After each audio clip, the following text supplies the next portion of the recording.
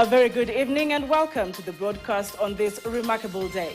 In the next few minutes, I will be putting the day that has been to perspective as I engage one of the brightest minds on television tonight.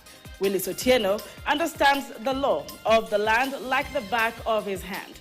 He joins us in a bit, and Meresha Witty is with us tonight on the sign language. Now, quickly, let's give you a highlight of what exactly has happened today, the dissolution of the cabinet. In fact, the president today has heeded to the demands of the Gen Zs, and as you can see, the entire cabinet has been released. They are now dissolution has happened and the cabinet has gone home. But to give you a quick, you can see there, CS Transport and Infrastructure, Kipchumba Murkomen is one of the CSs who the Gen Zs spoke about. And the reasons why he was on the spot is owing to the show of opulence and living large. In other words, some saying that he was bragging about his income or his lifestyle. Now, the second CS also on the spot that pushed the, of course, Generation Z hard was the CS Professor Kindiki, who is the CS Interior.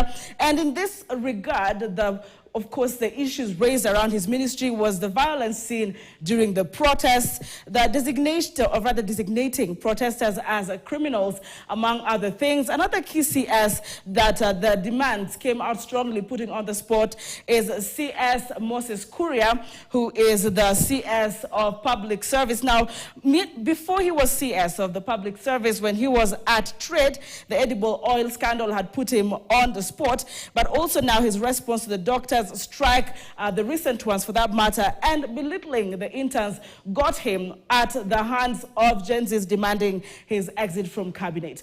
Another CS that came out strongly in the demands of the Gen Zs was CS Mithika Linturi, that was on the spot for accountability issues following the implication or the fertilizer scandal, fake fertilizer scandals, but also very closely on the spot was CS Njuguna Ndungu in as far as the budget 2024-2025 is concerned. Now, to bring to your attention quickly, now the CS Njuguna Ndungu was the former, or rather is the former governor of the CBK.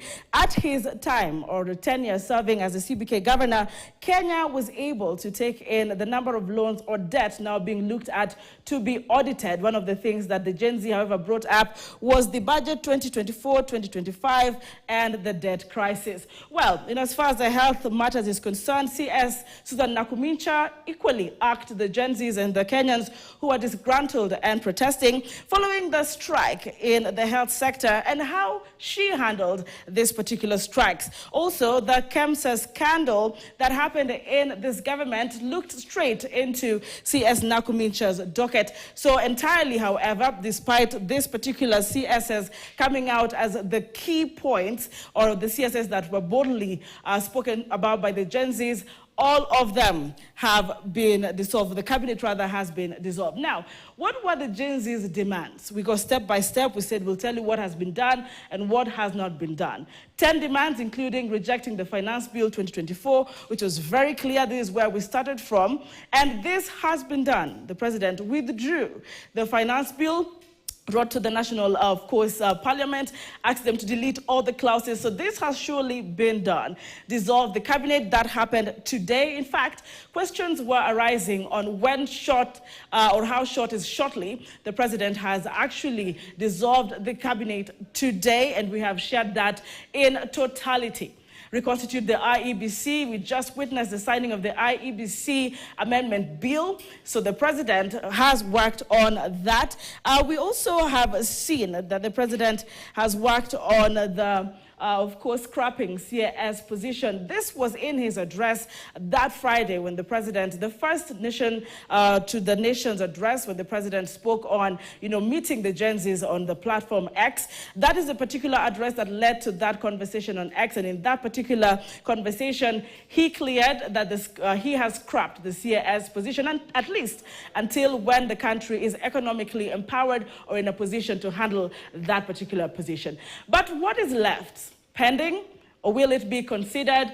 The auditing of the national debt. Remember, the court has declared itself in the task force, talking about the constitutionality of the same, but we will follow closely if this will happen. Employ intern doctors. Remember, we saw the medics striking in front of the MOH offices earlier this week as well. Austerity measures in government. This, of course, yet to be seen implemented. A number of those that the president spoke of. Zero tolerance to corruption. Investigate police brutality, young people in government. In fact, there's a photo making rounds that people are asking, where is the young person in as far as the IEBC is concerned? But all this thanks to Gen Z, if you like, Generation Z, following the protests that were witnessed in the past 3 weeks. The cabinet has been officially dissolved by President William Ruto. President William Ruto has dissolved his entire cabinet in a bold decision that is unprecedented. Only Deputy President Rigathi Gachagua, whose position is protected by the Constitution, and Prime Cabinet Secretary Mombasa Mudavadi were spared in the purge. According to President Ruto, operations in government will continue uninterrupted as they will be carried out by principal secretaries. KTN Senior Political Affairs reporter Daniel Kariuki was in the State House and documented the historic presidential move. Thursday last week, KTN News reported an imminent change in the cabinet by President William Ruto. The information coming at the backdrop of a cabinet meeting that had been held at State House in what is now known as the Last Supper. Several changes were announced then to cut down on government's huge budget.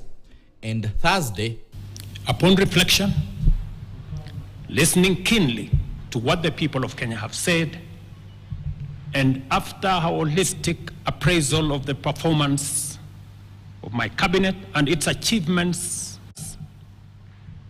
I have today decided to dismiss with immediate effect all the cabinet secretaries and attorney general of the Republic of Kenya, of the Cabinet of Kenya, except the Prime Cabinet Secretary and Cabinet Secretary for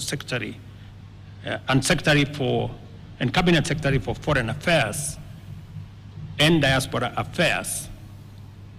And of course, the office of the Deputy President is not affected in any way.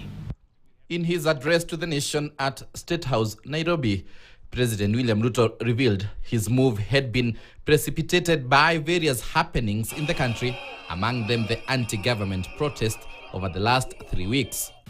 Recent events that necessitated the withdrawal of the finance bill, which will require a review and reorganization of our budget and fiscal management, have brought us to an inflection point.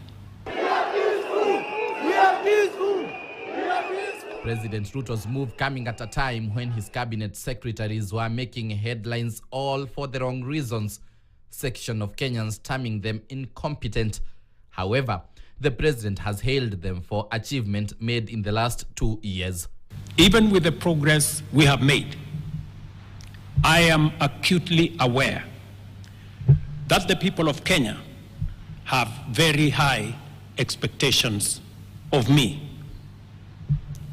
And they believe that this administration can undertake the most extensive transformation in our nation's history.